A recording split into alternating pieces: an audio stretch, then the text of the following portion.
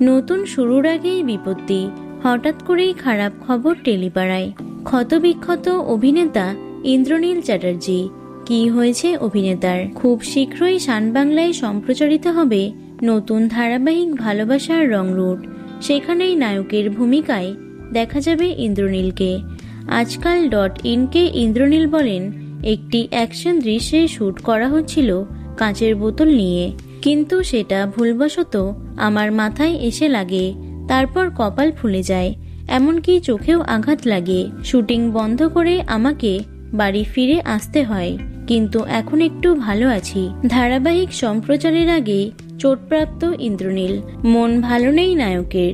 তার কথায়, সিরিয়াল শুরু হওয়ার আগেই আমার সঙ্গে এরকম একটা অঘটন ঘটে গেল, মনটা খারাপ লাগছে। নতুন প্রেমের গল্প নিয়ে হাজির ভালোবাসার রং রুট। এখানে প্রেম শুধু দুটি হৃদয়ের মিল নয়, বরং সমাজে তৈরি করা পুরনো নিয়মের বিরুদ্ধে দাঁড়ানোর এক প্রতিবাদ। যে কলকাতার রাস্তায় প্রতিদিন হাজারো বাস ছুটে চলে, সেখানে স্টিয়ারিং হাতে এক নারী, আর হাসপাতালের করিডোরে সাদা ইউনিফর্মে দায়িত্ব সামলাচ্ছেন এক পুরুষ, যার পেশাকেই সমাজ আজও মেনে নিতে চায় না। লিঙ্গভিত্তিক ধারণার বেড়াজাল ভেঙে আত্মসম্মান আর ভালোবাসার পথে হাঁটা এই দুই মানুষের জীবনকে কেন্দ্র করেই এগিয়ে চলবে এই ধারাবাহিকটি। খুব শীঘ্রই শান বাংলায় ভিন্ন স্বাদের এই নতুন ধারাবাহিকের সম্প্রচার হবে।